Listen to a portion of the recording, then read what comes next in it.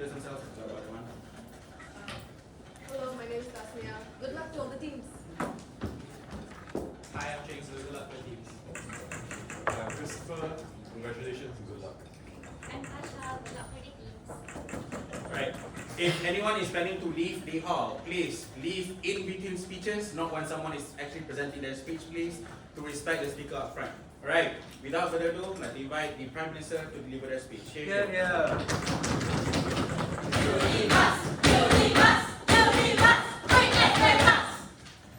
Okay. Alright, man. I guess. I guess.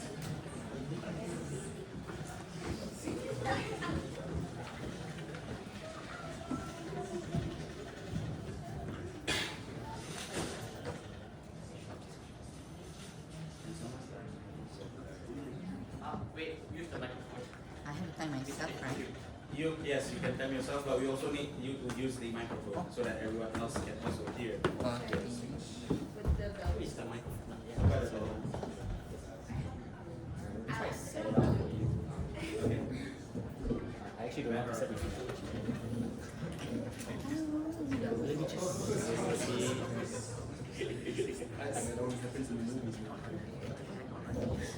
This is worked out. Okay, try that.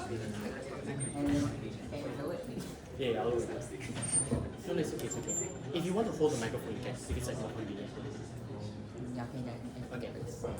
Sorry about this. I like how Imran is the OC of this one. Yeah, man.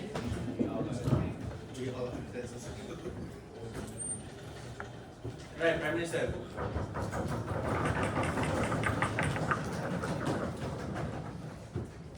So it's like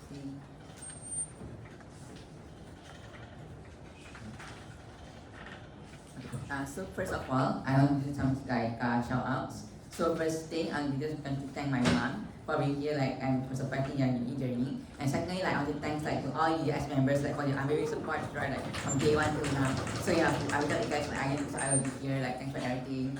And yeah, and lastly, thanks to the Malaysian Debating Council as well, and it's okay. Yeah.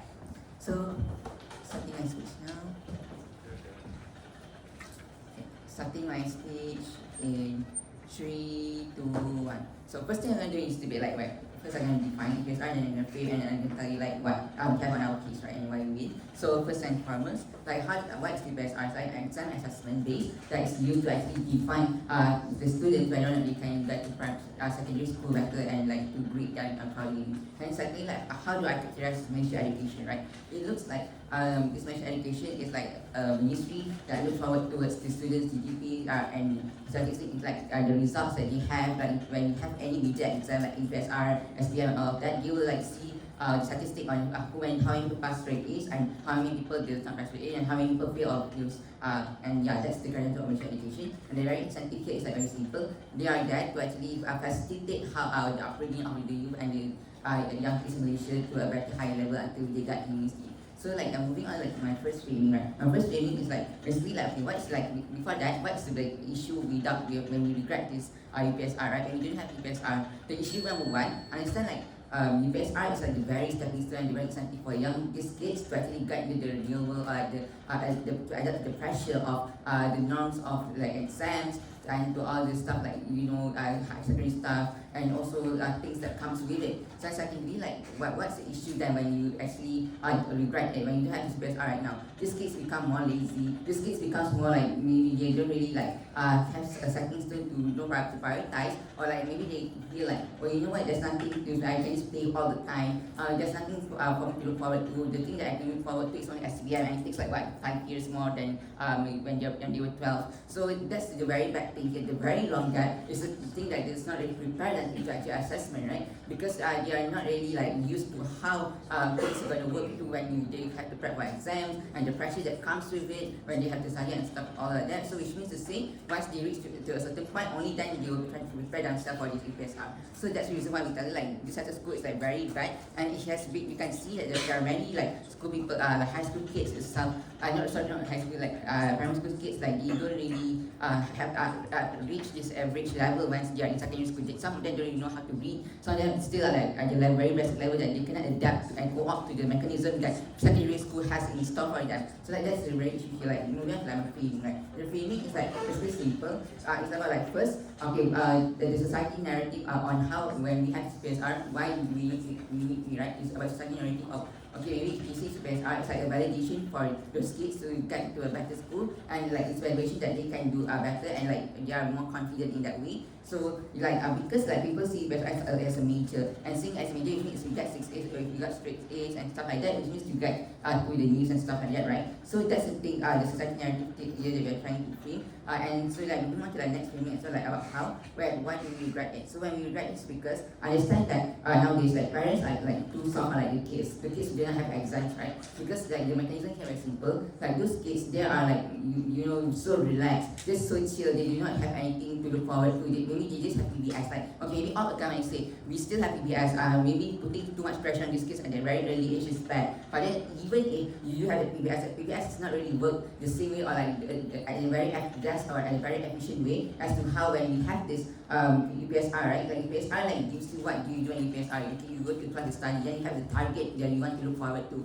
You know that you have to actually really practice and every day to make sure that you pass the exam. But whereas you don't even get straight A's, but whereas you pass the exam so that you can get to the next level, right? So like that's the pressure that is very good in our direction that could shape this kids' mindset and ability to be able to adapt to the pressure that they have when once they go into secondary school. So like moving on to like impacting here is very simple, which means that these kids will be more disciplined one, and secondly accessibility for these kids, like for example, maybe they are more used to how things are when they are in secondary school and maybe when you go up to higher level, and they are more accessibility in terms of like they get to learn more resources, like they are already gaining knowledge from the very least from the very average of 12 years old and stuff like that, so they do not take it slightly. So technically like about how UPSR is a better stepping stone to in comparison to BBS, right? Okay, like how maybe all can you say BBS is better because no pressure and stuff, but how does BBS work? It works like very holistically. Even so, maybe it's less pressure, but still can evaluate you. But the what we question here is like the authenticity of the BBS itself. Like the BBS, how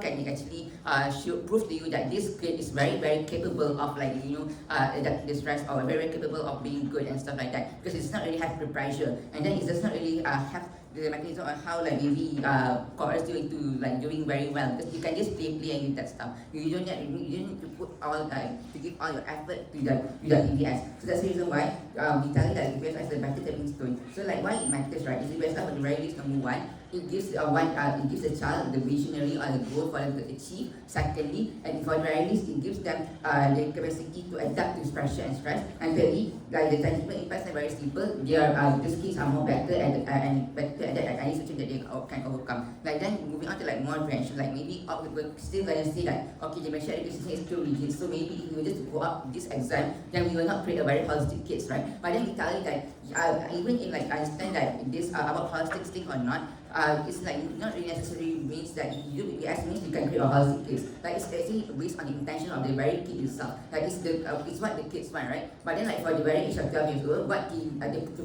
priority thing that they need to have is to build the foundation for them to actually carry forward to move on to secondary school, and so that they can actually pursue a better pursue that to be better, like so that they can like pass SPM when they reach SPM level, right? So that's really the priority at the very basic level, like not to do on holistic. So that's why I can counter if like obviously something like that. Then so like I understand that also like even if like maybe also this exam it may have I didn't say that it's like very perfect. Maybe I need to take the trade-off to say that maybe this rigidity and complexity of this UPSR itself will cross the pressure, and maybe some kids can't really take it. But then how do we handle this pressure? How do we handle this problem? It's like very simple. It's like for the very least, it's like maybe it's how the school should work. The school should actually like provide a very inclusive learning and like make it fun instead of making it more stressful. But at the very least, still prioritizing them to actually pass this UPSR for the benefit of their own good, so that they do not just feel being left out. They do not just like feel like there's nothing to then worry, they can just play all the time. This UPSR is something that's killing them. Like I think that the fact that why these kids are having pressure in the first place is because how they are not really think into the right form of education on how we have right now. So we tell you that it's best for the teachers and students. It's giving their very best incentive to make sure that they provide the more adaptable and fun learning while providing UPSR and this pressure so that they can create a better future generation in the future. So we tell what's the metric that we bring here, right? Number one, we tell you the metric is because of, we create kids that are better disciplined. And number two, we tell you that for the very least, on our side, these kids are better off than rather than just being lazy. So for all these reasons, we need to extend. Thank you. Alright, thank you so much, Prime Minister, for that speech. We'd like to now invite the opposition to deliver their speech. Okay, here. I have you, let's go, I have you, let's go! Let's go, I have you, let's go!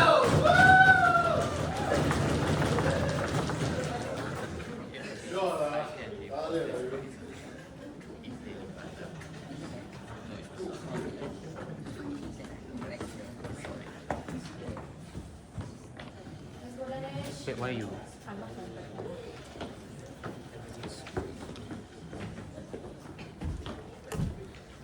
Can I put this on the stand? You can hold it if you want. Hold it. I don't want to hold it. Okay, you can put it on the stand. Okay. More like, But the positioning is like awkward. Yes.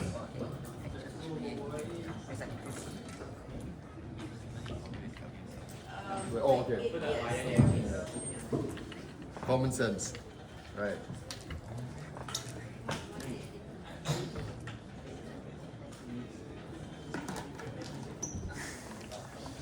Come on, you already know there's going to be some like shout outs, right? So, Sure. yes, sure. Okay. Yeah. I can help you out if you want. Alright. So, first of all, shout out to my parents for letting me debate as a medical student. Shout out to my university, shout out to IMU, shout out to Ashwin, shout out to Cyril, and of course Sarah for being my teammate all the way. Our first time in nationals and first varsity tournament, I'm already in finals. That's quite fun. Okay. And of course, shout out to the gang there. Lah. Okay. Anyways. Okay. I'll start with my first word. Shit.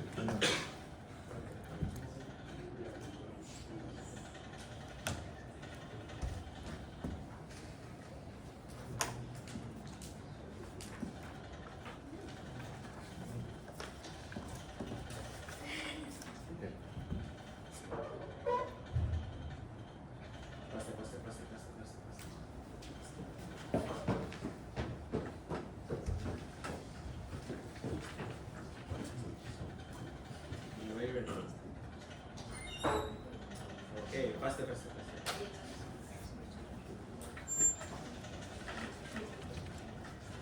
Okay.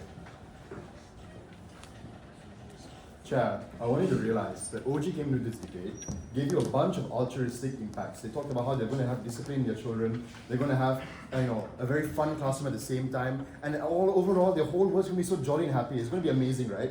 I want to prove to you that in any world or on government's bench, it's unlikely any of that is going to manifest because the principle of UPSR is that you put pressure on these children. You extend the importance of grades, you extend the importance of getting an A over a B, and if you don't get an A, you're worthless, right? And we'll show you this. Firstly, let's go through some macro framing. What does education look like in 2025, and what is the priorities that exist, right? This exists for two folds, mainly, okay, number one, parents and the global needs for like companies and whatnot, right? They look for impact. They look for people with skills, social cohesion, which I'll get into later, and the ability to be independent. They don't really look at, does this person actually have an A in their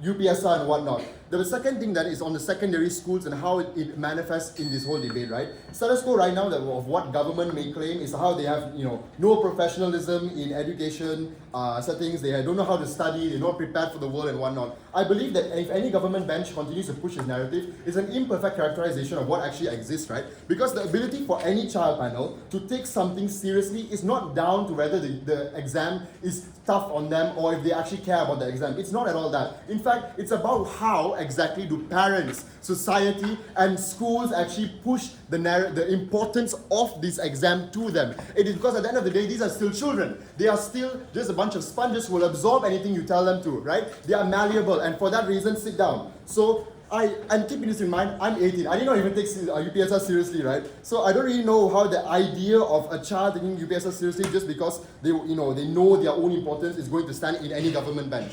But quickly into the first substantive on how we, on opening opposition, build the proper narrative, right? The premise is simple. We prefer holistic pressure than a needle pressure.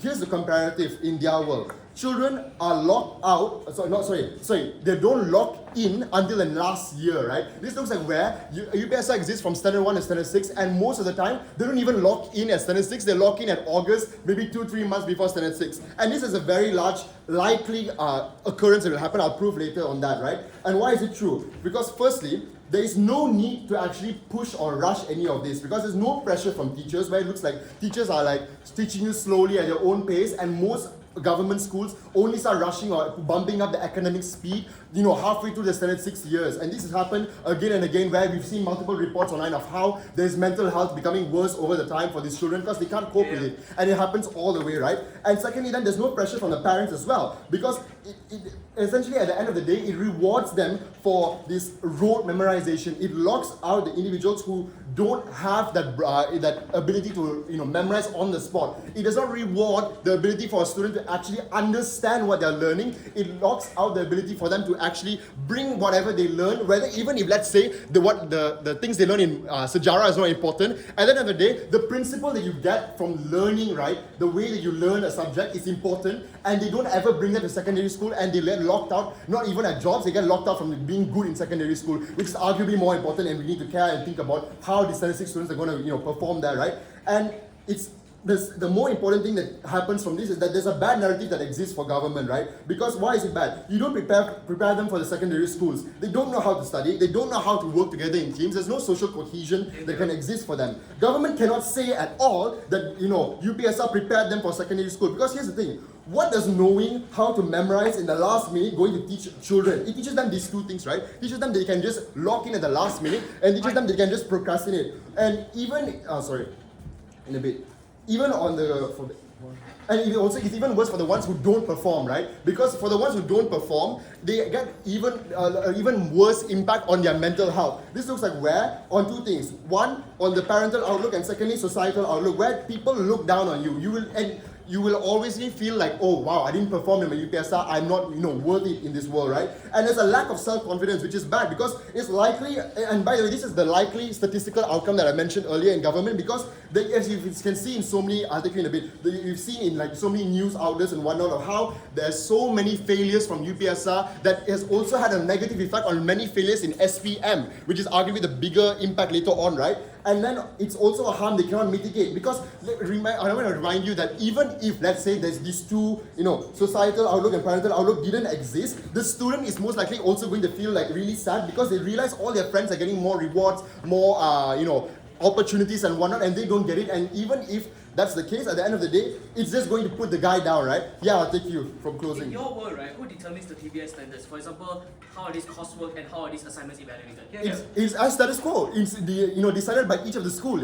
Of course, you wouldn't know that, you're not a secondary school student. But it's decided by each school individually under a certain metric that the government gave as a template. So it is allowed for the school to determine, okay, my school is full of bad students, so I have to dumb down the template but also bring them up to a certain level. This is what status quo looks like right now. The overarching comparative then is that in our world, students take their time to learn in two ways, right? Project-based and annual classroom-based. They are not taught and tested at the last moment 6 years later, and they are actually tested throughout each of the year. They are forced to lock in for each of the year, and this is locked in incrementally. This is not where they just narrow down, okay, on the last minute, I'm going to study and do an all-nighter, like how I'm going to do tonight for my semester 1 exam tomorrow, right? So there's less mental pressure, there's less, there's more social interaction because you're forced to interact with people in your classroom. You're not going to be locked out, also you're not going to be ostracized and just left to the side if no one likes you. You are forced to interact with each other. This also prevents stuff like bullying because you need to interact with the individual, right? And obviously that leads to how we also, in the second substantive, which we'll prove even more later on, about how we don't lock out the vulnerables, which they will do, which is where certain individuals who have learning disabilities, they're not able to take the standardized tests, or even worse, in certain schools that exist, especially in rural areas, where there's a gender gender minority that exists within the school itself, where it looks like two things, right? Firstly, example, boys will get diagnosed more for ADHD compared to girls, or where the certain gender gets more attention and whatnot. And this is a harm that exists in both government benches that is currently in status quo. And even if they claim it's minimal, it's still a harm because you lock out those people from getting the help they need, from getting the assistance they need. If you really want to claim that UPSR is so good, it still cannot work and function because the current way the system actually works, and it will ultimately just create an even worse impact. So for all those reasons, no government bench can come up here and say to me that UPSR is going to make them amazing, because at the end of the day, it didn't make me that amazing. Here we go. Alright. Alright, thank you so much for that speech. Let's now invite Deputy Prime Minister to give their speech. Stay here.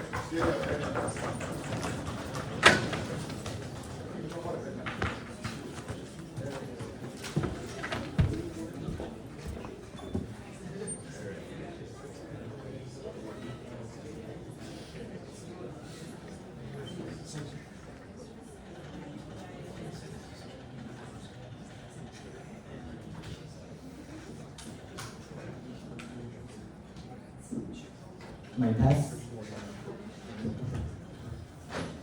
test.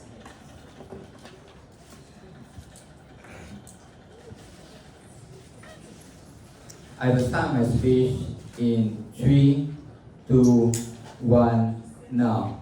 Alright, I'm going to call out a few things that raised by OO. I'm just going to say how they forgot what UPSR is really like. They forgot that we do not only have exams during the 6th year, we also have exams every year from standard 1 to standard 6. Not just that, we also have monthly assessment as well as an assessment every 3 months and even a bigger one during the 6 month period before the larger exam. And this is why we say that we support UPSR, because one, before that, let me give a few nuances on the current status quo of what education as well as what parenting looks like, right?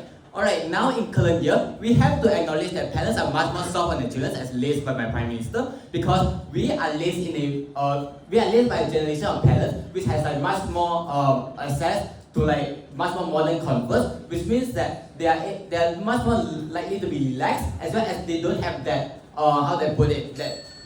that feeling of urgency that our older generation have to push their children to do better. Which means this is why we regret the abolishment of UPSR, because the UPSR will be the one to replace this balance, to give this sharp pinpoint pressure to students to actually push them for excellence. And now I'm going to give on the second framing or second nuance of why UPSR is good, because as I mentioned before, in modern era, where these parents have this modern access to these modern necessities, which means they're more likely to chase after these things, which means that what we most likely look like in current status quo is that both parents are working full-time jobs, which means they have less time to actually encourage and guide their children, because both are working to get the money to actually support their children's lifestyle. This is also why we see students with a lot of mobile phones, smartphones, as well as various gadgets to help them in their education. But this is bad because, as I mentioned before, since both of these parents are working, this creates a nuance where these parents are not there to actually guide their children, which means that we need an external system like UPSR that can actually promote and give a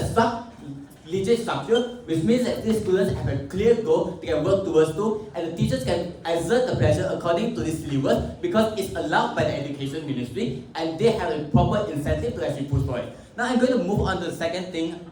Sure.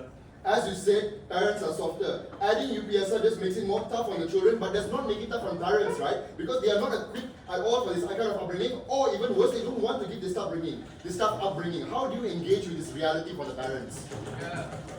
Alright, I'm going to move into that very soon. Alright, as I mentioned before, alright, now moving on to the second nuance, on how opposition say that there are no incentive for students to actually prepare for exams and they will cram last minute. I would say that's very untrue, because there's clear incentive from two's perspective, which pushes the students to actually go for it. Actually no, make that 3 incentives. One for the school itself, because when there are tests, they have actual reports they can generate and give out to the society as well as the education ministry as a result of their work, which means that they have the incentive to actually push their students for excellence. They have the incentive to actually let the students learn the material that's in the textbook so that they can able to prove that they are the better school and they can get more resources from the government as well as more support from the society. Now moving on to the second incentive on why students are more likely to actually study and learn the information during the UPSR syllabus, because parents will be the one to actually support this school system, because one, they are able to compare the grades between the children, which means that yes, they're more likely, yes, we consider that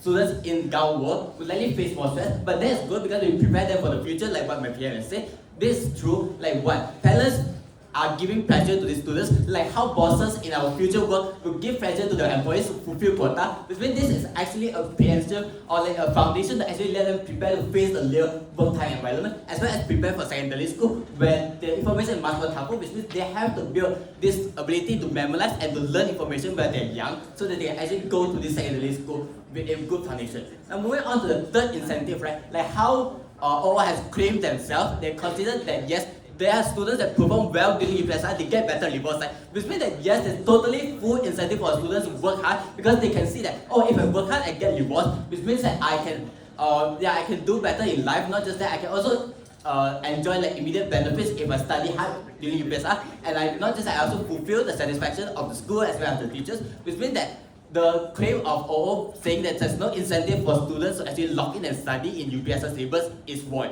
Now moving on to the issues we currently face and why we want UPSR to solve this issue. Alright, first one, the lack of incentive. We already proven to you why UPSR gives incentives to the students, to the school, to the parents on why they will push their students to actually learn this information and perform better. Now on to the second issue of how students in the current era have been reported by companies as well as reported by lecturers in secondary school as well as university students of how these students do not know or do not understand how to follow instructions. That is a problem of PBS, because PBS actually is holistic, which means that students are given the freedom to do whatever they want, which means they have less incentive or less training to actually follow conditions or follow instructions that are required to actually achieve something or achieve their work. Which means that in UPSR we do not have this, where we have a clear guideline on what they need to do, or during the questions in UPSR, there are specific method on how to present the information in the most effective way, which means they have this incentive to grow and actually adapt to comments. Yes, I will take your last one. Can you characterize how an innocent, mentally underdeveloped child is going to handle this insane pressure, and how this is comparative to the pressure an adult will get from his manager? Alright, now I'm going to move to the next thing. As I mentioned before, UPSR is just a general system, which means that yes, we do concede that some might be more pressure and some might not be diagnosed as ADHD, and that's why they don't get the proper requirements. But do note that those who actually get this analysis or get this doctor's note, they have special system for that. Look at the exams itself. We have special loans for students who are facing disabilities, whether it's physical or mental. Those students with physical impairment are given extra time to read the paper. Those students who have problems with understanding in specific skills are given other alternatives. Example, there are cases where students are given, and it's written in the syllabus itself, that students can request special accommodation if they can prove the doctor's note, which means that the OO's claim is only valid for a specific minority where they refuse or they are unable to get this doctor's note or doctor qualification. Now moving on to the last thing we want to solve is PBS is very subjective, unlike UPSR. In PBS, the lecturers, the teachers, they can just give the score based on whatever they think is suitable for the students. This is bad because it does not create a average line for everyone to follow, and that is not good for the country. That's all from me. Thank you.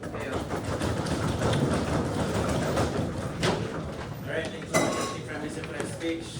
Now I invite everything to the position to deliver their speech.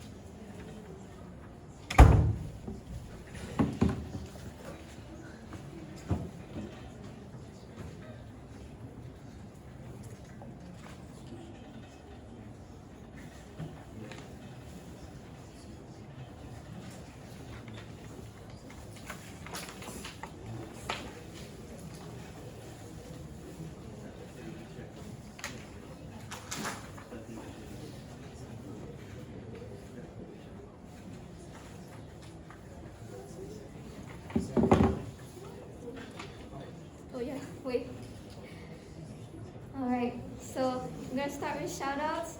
First of all, I want to shout out my brother Muaz, which is somewhere here. He is an ex-debater and he got me into debate in the first place. And I'm really grateful for him for being my first coach. And then next to CJ, who also has helped me a lot. And of course, to Dhanesh. Dhanesh has been carrying me this whole tournament. I'm really grateful for him. And I also want to give shout outs to all of the friends that I've made here today, including the Barbies over there. And as well as my mommy who gave birth to me. Alright, so now I'm gonna start my speech in where am I supposed to put my phone? 3, 2,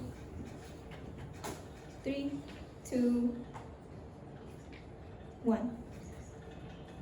The whole OG bench has severely mischaracterized and misunderstood, number one, what UPSR is, what PBS is, and what what primary school students look like and how they behave, and on an extension of that, how their parents behave, right? So first of all, on the case of the PBS itself, we want to emphasize once again that the pressure that all culminates in UPSR is now spread out into every year for PBS with the PBS syllabus, right? So this forces the students actually to lock in every year based on their skill level. The teachers will not tell them, "Ala, it's okay lah if you don't do well this year, standard 3, right? There's standard 4, 5, 6, you can still log in." What does this do actually? This encourages these students to adopt a habit of procrastination, and it actually takes down the whole argument that UPSR encourages discipline, because this discipline only comes in at the final year of their primary school life, right? However, in PBS, since there's continuous assessments, your coursework, your semester exams, they all lead into your cumulative, if the comparison here is like the CGPA of how we are doing in university right now, right? You have to log in every time you have an assignment. You have to log in every time your semester exam comes. And this is what we are trying to do in PBS. I'll take you later at 5:30, please. Now, in PBS, since there's a continuous assessment, what does this do actually? My LO has said that it encourages your social skills, because you have to work in a group instead of isolating yourself in your UPSR lock-in study chamber. And then even if they can say that the socializing part of it can be mitigated by study groups, or since you have less pressure in your standard 1, standard 2, and standard 3, you can play more. But what this does is actually just procrastinates and pushes back all of their pressure to standard 6, and which is why they get their mental breakdowns, and then they have to take anxiety meds for the rest of their life, like me, right? Alright, so now so that is the mischaracterization of primary school students and the mischaracterization of PBS and UPSR, right? So now on the point that parents only care about their students' education if there is a UPSR.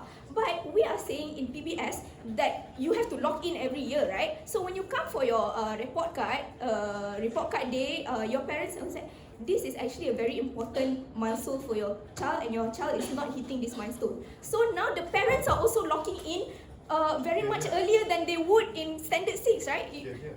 So because the parents will spread out equal importance to the PBS syllabus instead of UPSR only at standard 6. So now imagine you are a parent, and at standard 6, your child's teacher calls you and say, "Hey, this is standard 6 already, UPSR," and your child doesn't know how to read. And then the parents is like, "Oh my god, my child doesn't know how to read." But this will be flagged way more earlier when we have the PBS system, because we are holding equal importance in every year. At standard 1, if you cannot read, you come and say, "Hey, your child cannot read." they won't do well in the next PBS assessment, and you cannot procrastinate anymore. Now, so on the point that they consider, they say that the people with ADHD will get accommodations and stuff like that, but these accommodations to standardized tests. People with ADHD don't do well with standardized tests. People with anxiety don't do well with standardized tests. But they don't have any avenue for these people who don't do well in standardized tests to actually have a good grade. But on our side, we have coursework. We have continuous like other forms of assessment, like projects. And stuff like that, or like things that train their soft skills, like presentation. They are graded on their presentation. They are graded on their coursework. They are graded on their group projects. I'll take you at 5:30. Now, so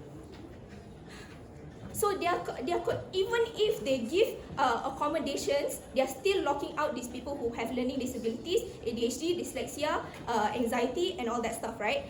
And then, on the point that these accommodations only can manifest if this child has is a diagnosis. But we have proven in my LO speech that there is a very large majority of children that are not diagnosed with these mental health issues, right? So in the case there are boys that are more in childhood, they only flag that boys have ADHD and the girls go misdiagnosed. So how are you going to accommodate to the girls that have ADHD and then or any other mental health problem, right? And then next of all, to our more analysis on that is that you are more likely to flag these issues of mental health. You are more likely to flag these issues of learning disabilities when you have PBS, because you are continuously assessed instead of holding the most priority on UPSR. I will take you, yes, before 6. If an annual test is pressuring enough, why wouldn't a constant monthly assignment be pressuring on your side? Because a constant monthly assessment does not hold the same weight in UPSR. However, in our side, every year the continuous assessment is hold the same, right? So, you are coming to me and saying like, the teacher says your child is not doing well in this annual exam. And then the parents can say, you know what, I don't want to focus on that right now. They're only standard 1, standard 2. I only focus on that when they're standard 6, when it actually matters. Alright? So, what have we done in our on our side, right? So, we have told you that the pressure of the cumulative pressure of UPSR is way more harmful than the spread out pressure of the PBS system. And then we also tell you that we include all sorts of learning styles and learning disabilities in we cater to so much more students, and we don't lock them out from having a good grade or having a good education or having opportunities in the future. However, on their world, the comparative is if you fail at UPSR, you fail at everything, and also you don't even turn out any discipline at all because you only log in at the last minute. Alright, and with that, thank you. Right, thank you so much for that speech. Remember,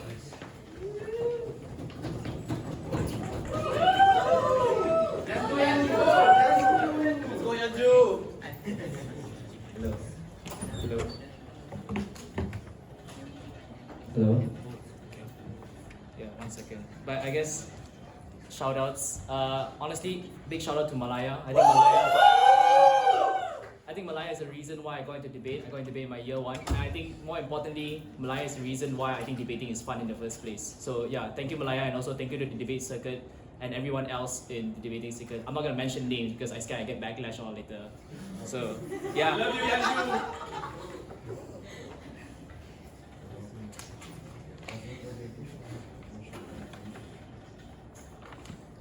Right. So hello.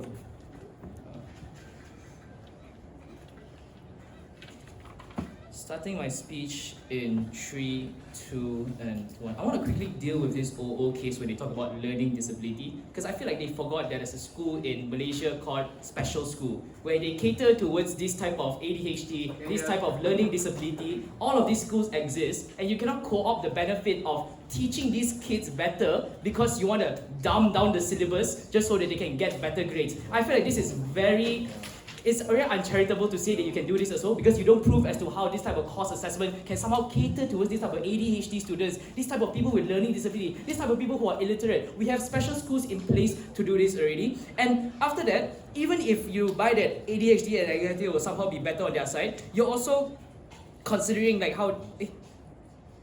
you're also constantly being badgered by this type of assessments and assignments every single week. It's not going to work anyways, and it's the same thing as NO tests. And secondly, only by challenging them at a young age how to deal with their ADHD and how to deal with anxiety better, by pressuring them, will they somehow be more aware of what their situation is. Because at large, this is then symmetrical. Well then, I think the opening dialogue is simple. Both sides, later, sorry, 5:30 as you say. So like, both sides say that they want to somehow make their education better. I think that's the main clash. But I feel like the key framing here is that we can both do it. I think both OG and OO proves that we can both do it. But then I want to talk about what the purpose of education is. Because the purpose of education, especially in the primary school context, is not to teach these kids advanced freaking mathematics or advanced freaking science or whatnot. You're just teaching them basic skills, basic sciences, basic English, basic communication skills, or this kind of thing. So if both sides can achieve it, how CG is going to enter this debate is to tell you about the two next most important delta. One, which is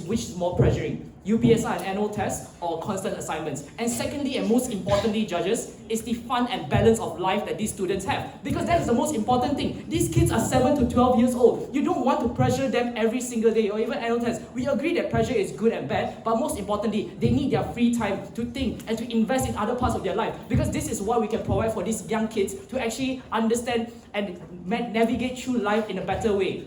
So, firstly, I'm going to talk about their method of what CG talks about, where IPOI and say, like they say they have different standards of school, and note that there's rural areas which lacks a lot of capacity and accessibility, but there's also rich areas and rich schools where there's a lot of capacity and quality of teaching is different from this side. Their response to this is to say that they want to dumb it down and make sure that everyone gets A. Then what's the point of your education? Because there's no objective metric, there's no reason or there's no metric to find out which are good students and which are students that are failing. If you're just going to give everyone A, I don't see the point of these students studying at all, because they're still going to get A. You have to prove to us an incentive as to why these students would do later, sorry, 5:30 man. Why these students will actually study in the first place and respond to these assignments well. And secondly then, I'm just going to talk about why an objective metric matters. An objective metric matters because education in the end is about meritocracy. And what's important then, we need to separate students. And why? Because only when you know your students are failing, only when you know your students or your kids or your child is somehow getting a bad grade, where you can call out these kind of problems. On their model, it doesn't work at all. Everyone gets A. You don't know if your students have a learning disability. You don't know if your student or your child has a illiterate or whatever. Because only on our side, where there's an objective metric to weigh or to quiz these students or equally, where we can find out which are problematic students and which students probably need help. This is also how the teachers can assess which student needs help and cater more towards them. Because teachers in Telco is inadequate anyways. It's 50 students to one teacher. Teacher needs to allocate their resources and their time better and whatnot. So, secondly then, on another frame on, do these students really study? Well, I think to a certain extent, yes, but most likely not. Why? Because they have been taught they won't be actively picked up by their school anyways. Because why? They are kids, they are still in developmental stage, they are easily distracted, and especially with the new generation or Gen Alpha and whatnot, TikTok additions, these are all the things that you're probably not gonna get. And look at the classroom environment, there's so many distractions that are going on, and this is prevalent in rich schools as well, or prestigious schools. If you think about the rural schools, how many students can actually focus in class, where they probably have to go back and teach and help their father with their work or whatever. These students do not have a good environment, and how they normally learn anyways is when they cram for studies when they have a big exam coming up, or they'll just learn along the way, because these are basic knowledge that even right now, as you grow up, you probably know what anyways. Okay, now I'm going to talk about why CA is bad. Because when you want to compare one large exam and one large pressure versus small pressure, why constant pressure is worse? Because Asian culture, there's parental pressure to and tuition centers exist, which parents are probably going to force them to go into in the first place. So what this means is that when you need more time and you need more effort to always complete your assignments and whatnot, academic will take a lot of their time off their personal lives. So it's not just you going to school every like 9 to 5 or whatever. After that, when you go home, every single day you have to think about how you want to do your assignments. This doesn't allow you opportunity to invest in hobbies or invest in other things that is probably more important for a student's life. At least on our side, talking about tuition centers, most parents will probably send their tuition centers for cram schools. So this is only during the time where there's UPSR or a big exam coming out. Maybe they'll send it for like, I don't know, like two months or whatever. So the rest of the other time, we agree that students are procrastinators. Students are probably not going to study, but we think that is okay in the end. So because even if students are lazy, at least they have time to invest in something else. And this something else probably is going to be something that is good as well, because there's things such as sports, hobbies and whatnot. Before I go on, and before 6, any POS. You say you can call out that the child is failing in the education model and whatnot, but what is the importance of calling out a failing in A's of that, and how is that important to the workplace in the future that we cater to?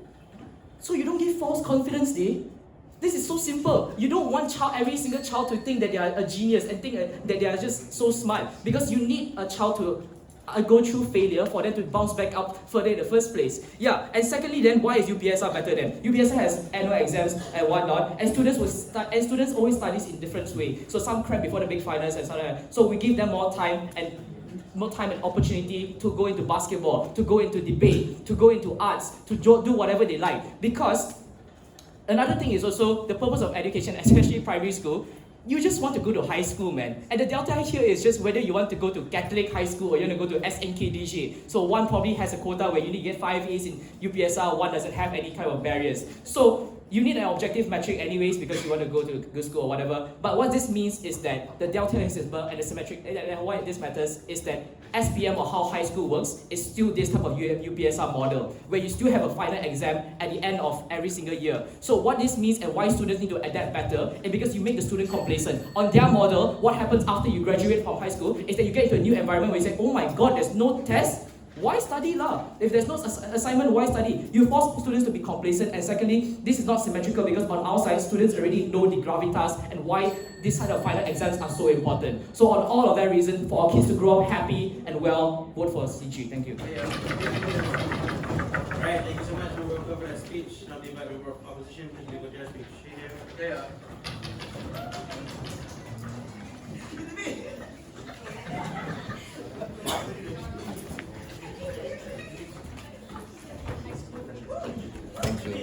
Thanks, Will.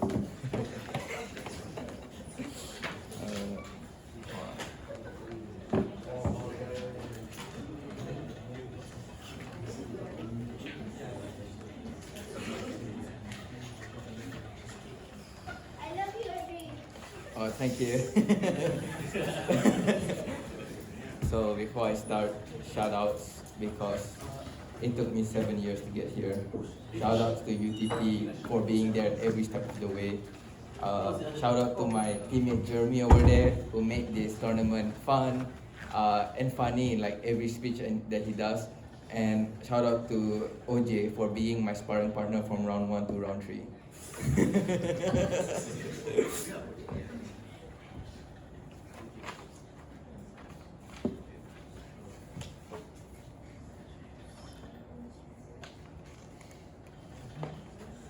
Okay.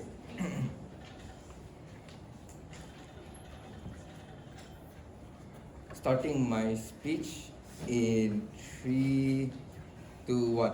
Oh, sorry, my timer. Okay, starting my speech in 3, 2, 1. I think the problem coming out from opening side of the houses and as well the closing is that they don't really address the issue. They don't really able to give a charitable definition on what our PBS looks like, and the opening opposition actually fails to actually mechanize how does the PBS actually look like. So what does the PBS actually look like? It looks like teachers and school going to monitor a group of students. They're going to set standardized KPIs. These standards are going to be maintained by the institution of education, the Ministry of Education, and these are going to be guidelines for teachers. And what's the difference? Nothing. It's just another guideline for teachers to mark. It's just another guideline for these teachers to follow, and these KPIs already exist. Schools then have the incentive to maximize these KPIs because and these KPIs are like curricular activities, leadership, academics, and projects, and those already exist. because they are already used to describe what a good school is. The difference is that what we want to use to describe a good school has to extend to the student, because what do we give the students at the end of their UPSR, at the end of the primary school? Just a UPSR slip, right? And why this is so important is that because we want to be equitable to the students, that we have to understand that these are just 12-year-olds. And 12-year-olds do not have the capacity to understand that what they're locked in to just study an academic project, study for academics, is not the brunt of their whole life and the rest of their lives. And it's already proven. These are the defining KPIs already, even for university practices. How they notice that students just study. Now we're just going to close that proximity at an earlier age. Proximity between student, teacher, and parent. Because now, I talked to you about this, how the teachers are going to likely take these standardized roles to be actually advising the students, to actually overlook them, or watch them. They're not just being tracked, they're also being advised. They're also meeting these parents, right? And these parents okay. Second, first rebuttal is that coming out from both sides is that their entire case basically says that PBS doesn't have that pressure. But then I tell you that is asymmetric. Pressure exists on both sides. As you said, PBS is just now going to be the new standard of UPSR. So PBS and UPSR is going to be two things. One, going to be imposed on the parents, meaning the parents are going to participate anyways. And second, it's going to be used as the standard that defines what a good student is. So PBS and UPSR are both used to define the future of the students. So I don't see how your whole idea of how this pressure doesn't exist on the outside is actually true. And even undertake your side, even the best case from your side is that your side is just centralized pressure. They're going to be the one thing. Now on the outside, going to be constant pressure. It's still going to be there. It's still going to have incentivize the students, and then instead, it's going to make them going to make parents more participative on the early years of development compared to just on the final years, where they start sending these students to tuition and primary 5, primary 6. Only then they actually do these kind of things. So, I'll take one later. So, what is the framing that was missed out from all houses in this debate? Is that UPSR was used for students to get, inherently just to be used to get into good schools. These are 12-year-olds. UPSR simplifies too much about what we should expect from our children. And it's a standard, and it is the standard for all exams that leads up to it, right? And why this is inherently bad? Because understand that why UPSR was taken out in the first place, because you have to imagine the ideal UPSR candidate. The ideal UPSR, the average and ideal average UPSR candidate looks like one that would have to do all that work. Because you cannot just say that these people are going to focus on primary 6. You have to understand that primary 2 relies on primary 1, primary 3 relies on primary 2. They have all these foundations they need to follow, and they do need to spend time. And just to nail it that one time that they just need to nail it. And you have to understand, do parents get a choice to say, oh, please reevaluate my student's UPSR? No, you don't give the equitable, and you don't guarantee that all these parents and families actually have the resources to support their students. I'll take one in a bit. So, why this is inherently important is because it technically robs agency. Because UPSR forces everyone to fit into a mold. So my first argument is that, before I move into my arguments, yes. Why is it so important for these students to learn basic English in such an efficient manner where we also prove that we can do it? It's just a different method where we give them more free time. I think you mischaracterized how our PBS looks like. Our PBS also evaluates other things. Our PBS also evaluates more than just academics. I look like it's co-curricular, it's academics, it is all these activities. It's not just this basic English that you talk about, right? And think about it.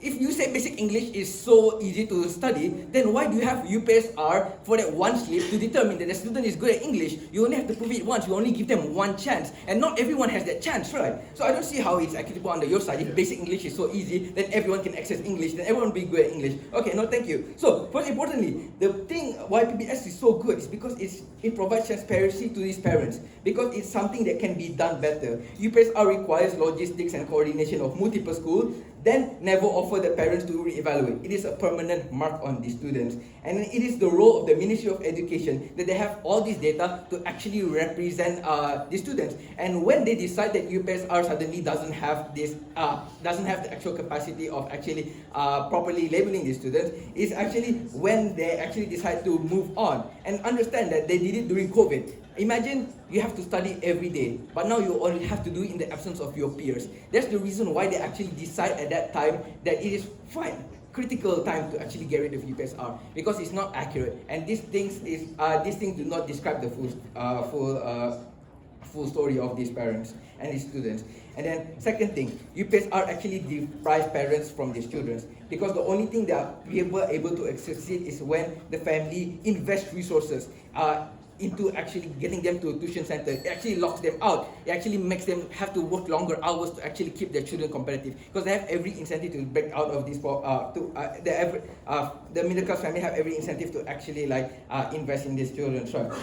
And then lastly, what they miss out on, what the opening government miss out on is actually how these children react to the holistic development. You have to understand that they already have some level of preferences at the age of 7. Questions are asked, they start to draw, but are also vulnerable to influence. They look like the environment. It has to be encouraging. It has to allow personality. It gives agency to the child while still existing in the structured environment that does not narrow them to a specific one slip in 6 years.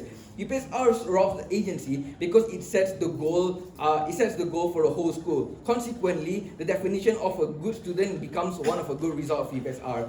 And what we are able to offer with PBS, it actually gives them more autonomy because students are now more likely to look like accountants, more look like economists, climate scientists, and not just a lawyer, doctor, or engineer. With that, I would like to end my speech. Thank you. Alright, thank you so much. Member of up, perfect.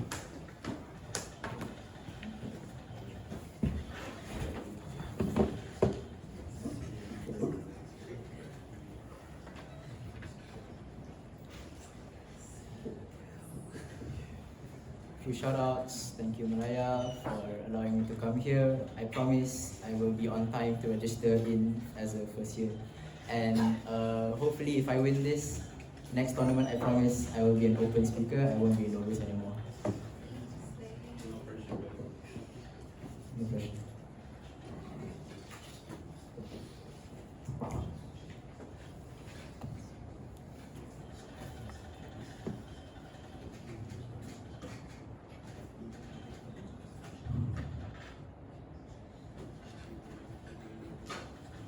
Pentaksiran Bilik Darjah was an assessment that already existed prior to the abolishment of UPSR. The only delta here is that there was a higher weightage to the coursework that already existed. Presentations, quizzes, homework are all still assessed. I'm unsure as to how is it likely that under their end, there is no incentive for you to do well in school, there's no incentive for you to be able to work hard. First, I just want to deal with opening opposition's weird intuition pump to prove their case. Because their point is, child becomes too pressured last minute because expectation in UPSR. The proof for this is, oh, I never took UPSR seriously. I can also say, I always took UPSR seriously and disprove that point. I'm unclear as to why is it that one singular person is the reason as to why is it that people in general are able to not have the same hard work in UPSR throughout the entire term, and why is it that needle pressure is somehow going to occur? Since all of their arguments about pressure then is hinged upon that singular point of Dhanesh being person who doesn't take UPSR seriously, this takes out the entire point then. Second, why is it actually tougher on your end? Why is it actually tougher on your end, and why is this pressure actually worse? 4 reasons why. 1, annual exam UASA still assesses students on subjects that's learned. 2, all forms of homework and assessment will now be counted, which means that you're constantly being tracked throughout your entire school term, and CU actually agrees with this, that there's transparency because now you can determine a student's progress throughout the year, so the student will continuously feel as though they're tracked. So I'm not sure as to why is it that the pressure is somehow less. 3, even if you don't believe any of this, Jungyang's POI makes it clear, Yanju's POI makes it clear that there is no objective metric that exists as a result of the PBS that currently is being implemented. It means that if a teacher likes you, if a teacher has internal discrimination against gender or race, if a teacher doesn't like you because you're neurodivergent, all of these become vague and arbitrary factors that determine a student's progress and determines a student's success. Even in the best case where they're able to somehow track every single student, they are unable to prove as to how is it that this is going to be done well and going to be done in the best manner possible. This also deals in with OO's mental health issues, because even if they aren't put in special schools, neurodivergent individuals are equally locked out of the ability for them to be able to get access to good schools, go to SBP, MRSM, because these same pressures for you to be able to do well and get into good schools will still exist regardless. I'm unclear as to why is it that using PBS will also then be able to make this somehow better and solve the issue at your end. Even if it is true that needle pressure does exist, secondary school also has the same needle pressure that currently already exists. Your exams like PT3 and SPM are still great marker exams that will determine your success within your school. I'm not sure as to why is it that you don't want to prepare them for that environment as you claim. So I'm just O's out. The next thing they say is you need skills and ability to be independent, and therefore PBS teaches you these skills. Not true. 3 reasons why. 1. Primary school is between ages of 7 to 12. School syllabus is not tailored to teach corporate life and skills. These are too advanced for them to be able to do so. Primary school syllabus is only on basic English, basic BM, maths and science. 2. Even assuming the best case that you want communication skills.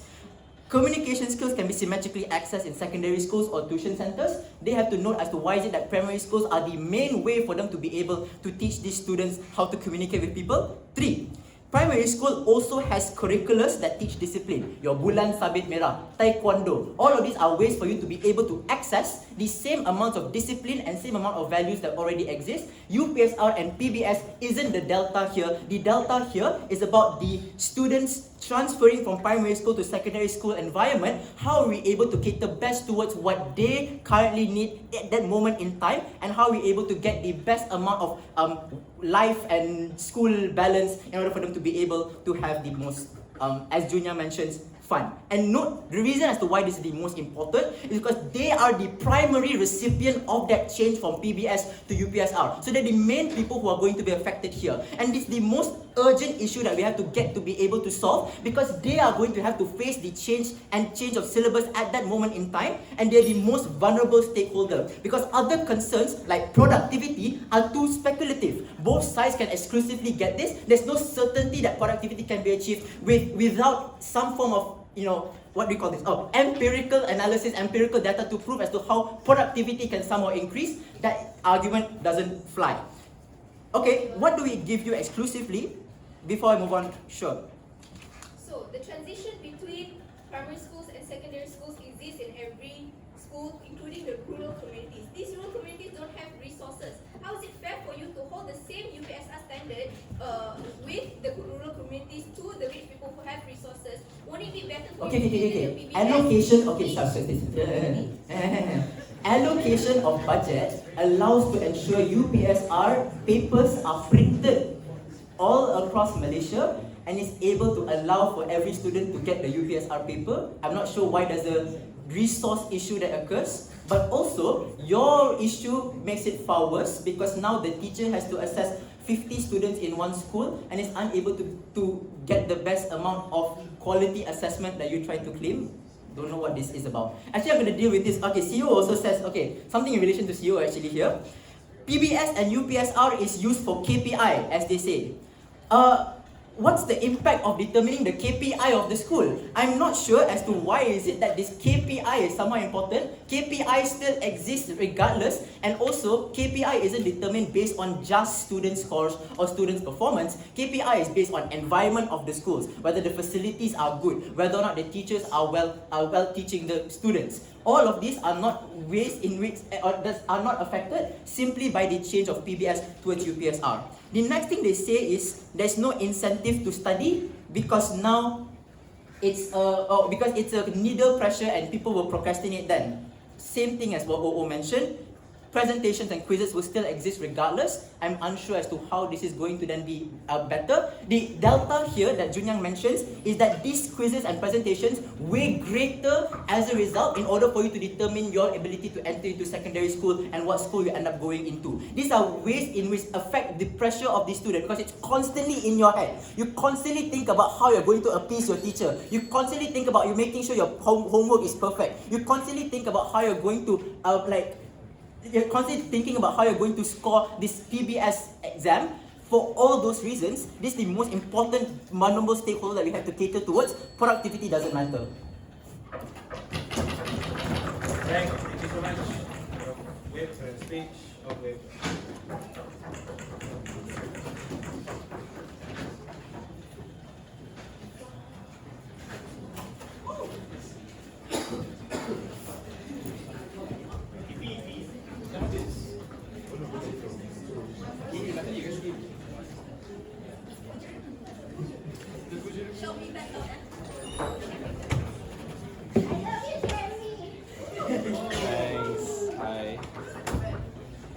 Hi everyone, second ever finals. So I didn't expect it would be my.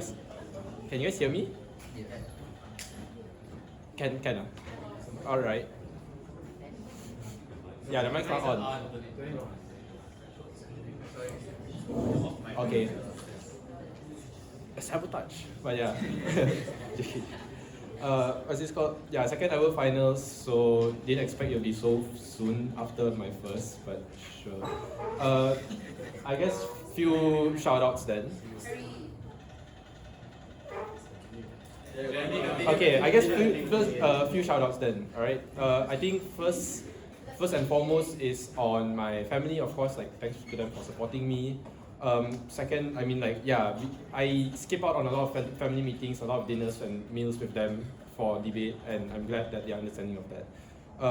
I think second shout out is to our coaches, Farhan and Umar Fazlan. One can only hope that they are as good as Umar as a career whip, so I'm standing on the shoulders of giants. Next shout out to my partner Edry. Thanks to him for agreeing to debate with me for nationals. We just started debating like a week ago together, and he came back from hiatus from interning all the way in the UK, so like props to him. Yeah, F1 Mercedes. So he met Toto Wolff. Shout out to Atifa and Baim, and also Nagisan, because I went bowling with them. And yeah, shout out to the UTP contingent for being supportive.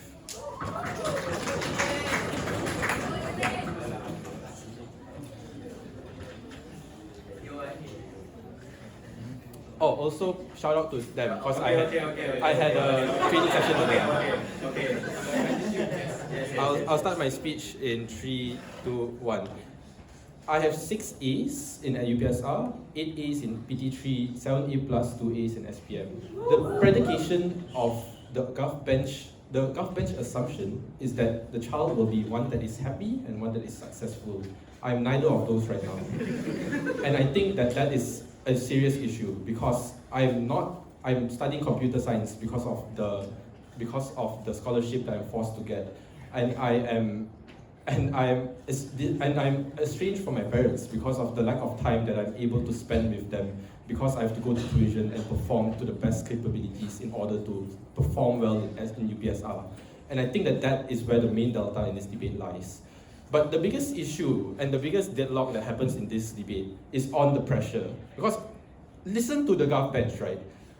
OCG just says, we have worse pressure on our side because it's continuous. And then they say, there are greater pressure on them, creates better students. Same thing for side OG. And I think the fact of the matter is, it's a very flip-floppy matter. Which side has better pressure and which side has greater pressure? I think pressure is symmetric on both sides of the house. It is true, you still have these assessments on both sides. If they want to claim that, oh, you're not going to have any pressure at all, then if they're going to claim that there's no pressure or there's lesser pressure on their side of the house, then that's not true, because you need to go for things like tuition. Unless you're a prodigy like Vicky, according to Chris, then you would probably not need a lot of, you can probably cram last minute and then score well. But absent of that, we think you still need to pour in the time and effort and the resources in order to perform well. I'll take one from Open.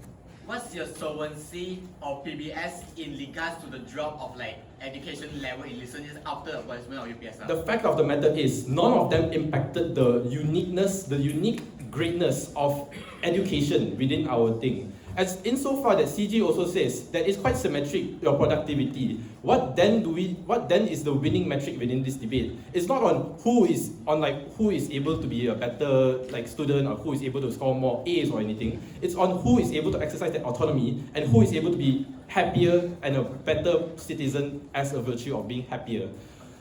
No, thank you. What then do we say to this? I think Edry points it out very well that we have autonomy on our side of the house. The reason for that is really simple, right? Because Edry already maxed out to you very clearly, which OO didn't, by the way. He says that you have holistic KPIs in place. Things like your projects, your club activities, your co-curricular activities. All of these are things that we are able to opt into.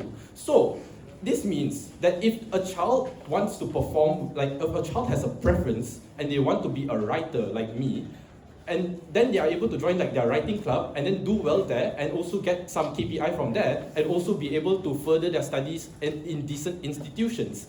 We think that this is great because now the child is able to exercise their autonomy. They don't have to pigeonhole every single time into learning the same 6 subjects. Oh, BM, English, maths and science are super duper important. Unsure why that is super important to begin with, because this is an arbitrary metric set by the Ministry of Education to begin with.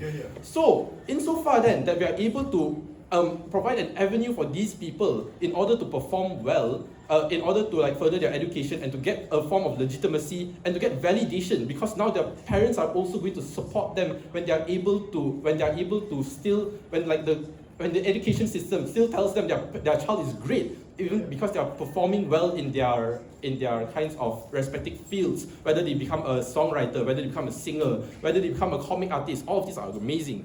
Closing.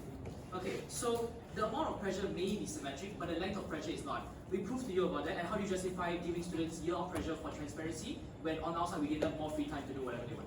I already said, like, you need to be a prodigy in order to succeed lah. Like, let's be realistic. Because UPSR covers 3 years of syllabus, from Standard 4, Standard 5, Standard 6. So, like, Unit 3, like, how can you cover all 3 years in it within, like, the 1 or 2 months of it, right? I think the fact of the matter is, it's going to be, like, really harmful to begin with on their side of the house anyways. Because unless you're a prodigy, then sure. But, like, you're not. I mean, sorry, not you're not, but like in general, the vast majority of people are not that, right?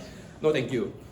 But then, what else do we get to talk about? We get to talk about the equitability of this, because the biggest issue coming out is that OG also points out that, oh, now your parents are going to work a lot, and like, I don't know why that's great, because they say your parents are going to work a lot. But the issue is that if you make it a centralized system, which are not based on like the students' interests, then you make it very vulnerable to the capitalistic forces, right? The fact of the matter is, now everyone, in order to perform well, has to be sent to a great tuition. So all the rich people are able to enjoy those amenities. That's great. But for all of the poor people, for all of the middle class people, their parents have to work overtime in order to gain all of the resources necessary to send them to expensive tuition, to try and compete with people with more money that are able to score better in UPSR by virtue of just having better teachers because they have more money to spend, or like having one-on-one classes.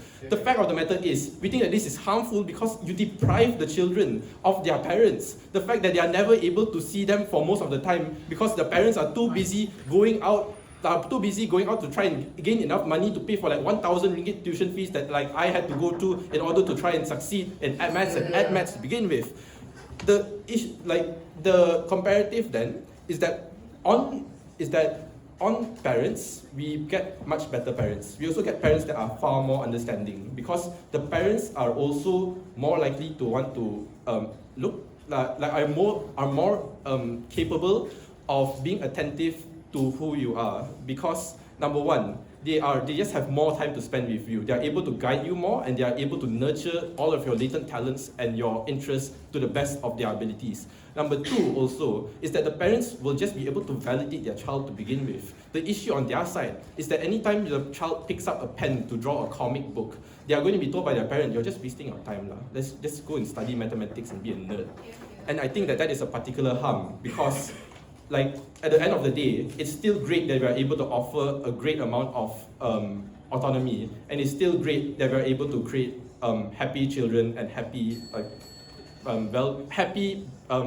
members of society. For all those reasons, CO. Right, thank you so much everyone. You may close your hand. Once again for knowledge.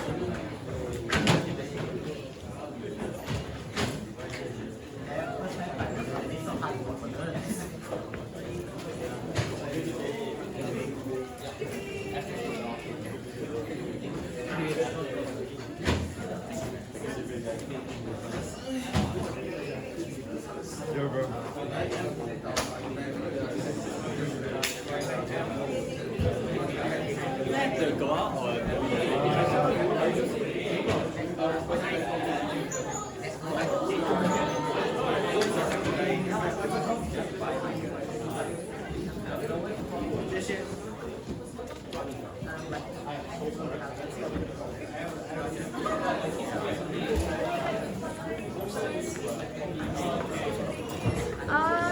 Imran, you're. Yeah, thanks.